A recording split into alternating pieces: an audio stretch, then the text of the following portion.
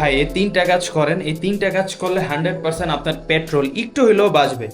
Right now বাংলাদেশে পেট্রোলের crisis তো আপনারা জানেনই, অনেক বেশি চলতেছে। সো অকটেন, পেট্রোল, হাবিজাবি যা আছে সব কিছুর সিরিয়াল অনেক বড়। এত সিরিয়ালে আপনার তো দাঁড়াইতেই হবে, কিছু করার নাই। বাট আপনি এভরিডে চাইলে একটু হইলেও পেট্রোল সেভ করতে পারেন। কিছু কিছু মানুষ, কিছু কিছু বাইকার অনেক বেশি ভুল করতেছে এভরিডে লাইফে। সো এই জিনিসটা আমি আপনাদেরকে আজকে বলবো কিভাবে আপনারা একটু হইলেও এভরিডে পেট্রোল সেভ করতে পারেন। সো আগে কথা আমি আপনাদেরকে স্কুটিতে বসে বলি, লেটস গো। সো তেল বাঁচানোর ক্ষেত্রে প্রথম যে পয়েন্টটা হচ্ছে সেটা হচ্ছে হঠাৎ অ্যাক্সেলারেশন না দেওয়া। এখন অনেকে কি করে, আস্তে আস্তে এরকম যেমন আমি চালাইতেছি, হঠাৎ মনে করেন অ্যাক্সেলারেশনটা জোরে দিয়ে দেয়, বা হচ্ছে অনেকে বাংলা ভাষায় কি বলে খাড়া টান। খাড়া টানের সময় কি হয়, যখন আপনি চালাইতে চালাইতে দাম করে স্পিড বাড়াই দিলেন, ঠিক আছে। স্কুটির ক্ষেত্রে আলাদা, কিন্তু স্কুটির ক্ষেত্রেও সেমই। হঠাৎ অ্যাক্সেলারেশন দিলে তেল আপনার সবসময় বেশিই খাবে। বাইকের ক্ষেত্রে যেটা হচ্ছে, ধরেন আপনি 3 গিয়ারে আরামসে চালাইতেছেন, 4 গিয়ারে আরামসে চালাইতেছেন, হঠাৎ মনে করেন অ্যাক্সেলারেশন দিয়ে দিলেন, তখন হচ্ছে তেলটা আপনার বেশি খাবে, ঠিক আছে।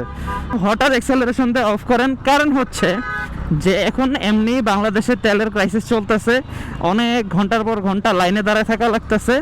সো এসব যদি আপনি হেকটিক জিনিস না চান, ঘন্টার পর ঘন্টা পাম্পে তো দাঁড়াতেই হবে, কারণ এখন বর্তমানে যে অবস্থা চলতেছে তেলের ক্রাইসিস। বাট আপনি চেষ্টা করবেন যত কম তেল খরচ করা যায় বাইক চালানো অবস্থায়। মনে করেন চালাইতে চালাইতে হঠাৎ অ্যাক্সেলারেশন যে দিয়ে দেয়, এই জিনিসটা আপনার অফ করতে হবে। এই জিনিসটা অফ করলে কিছু সংখ্যক তেল আপনি অবশ্যই বাঁচাতে পারবেন। সো সেকেন্ড পয়েন্টটা হচ্ছে টায়ার প্রেশার। সো এখন অনেকেই বলতে পারে, ভাই টায়ার প্রেশারের জন্য আবার পেট্রোলের কেমনে কি? ভাই টায়ার প্রেশার যত আপনার লো থাকবে, তত আপনার বাইকের তেলটা আপনার বেশি খাবে, ঠিক আছে। এটা যদি আমার কথা আপনার বিশ্বাস না হয়, আপনি চাইলে গুগল করেও দেখতে পারেন, চ্যাট জিপিটিও দিয়ে দেখতে পারেন, সার্চ করে দেখতে পারেন। আপনার টায়ার প্রেশার যত লো থাকবে, টায়ার প্রেশার একটা মিনিমাম লেভেল আছে। আমার স্কুটির যেমন টায়ার প্রেশার 35-40। সো বাইকের ক্ষেত্রেও হয়তো বা কিছু সেম, একটু কম বেশি হতে পারে। আর হচ্ছে আপনার বাইকের প্রেশার যদি এই 35-40-এর একদম নিচে থাকে, একদম 100% ধরে রাখেন যে আপনার বাইকের তেল আপনার বেশি যাবে, স্বাভাবিক থেকে একটু বেশি যাবে।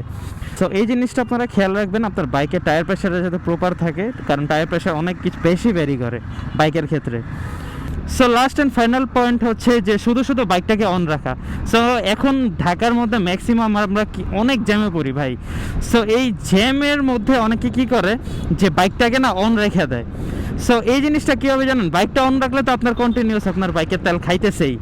সো এই যে ছোট ছোট ভুল আমরা করতেছি এভরিডে লাইফে, এই ছোট ছোট ভুলগুলো যদি আমরা স্টপ করতে পারি, তাহলে আমরা কিছু সংখ্যক হলেও আমাদের তেল আমরা আসলেই জমাইতে পারবো, বা তেল আমরা বাঁচাইতে পারবো। এই ভিডিওটা বানানোর পিছিয়ে একটাই কারণ, যে বর্তমানে তেলের ক্রাইসিস খুবই বাজে অবস্থা। ঘন্টার পর ঘন্টা তেলের সিরিয়ালে দাঁড়ায় হচ্ছে তেল নেওয়া লাগে। সো এই যে 3টা কারণ আজকে আপনাদেরকে বললাম, এই 3টা যদি আপনার এভরিডে একটু একটু মেইনা চলেন, তাহলে আপনার রেগুলার যে ওয়েস্টটা হয়তো ওই ওয়েস্টার হবে না, ঠিক আছে। ওই ওয়েস্টটা আসলেই কন্ট্রোল হয়ে যাবে। সো আশা করি আপনারা আমার এই ভিডিও থেকে একটু হলেও বুঝতে পারছেন যে আমি আসলে কী বোঝাতে চাইছি। বাট আসলে এভরিডে অফিস যাওয়া আসা করে বা এভরিডে বাইক চালায় আমার মতো, তারা যদি এই ছোট ছোট ভুলগুলো যদি একটু কারেকশন করে, একটু যদি খেয়াল রাখে, তাহলে আমার মনে হয় যে একটা ভালো অ্যামাউন্টের তেল আপনারা সেভ করতে পারবেন। ভালো যে লাগবো, ভালো লাগার লাগে দুনিয়ার স্পিড ব্রেকার একটা আউটরো দিতে পারতাছি না ভাই। ততদিন পর্যন্ত ভালো থাকবেন, সুস্থ থাকবেন, আল্লাহ হাফেজ।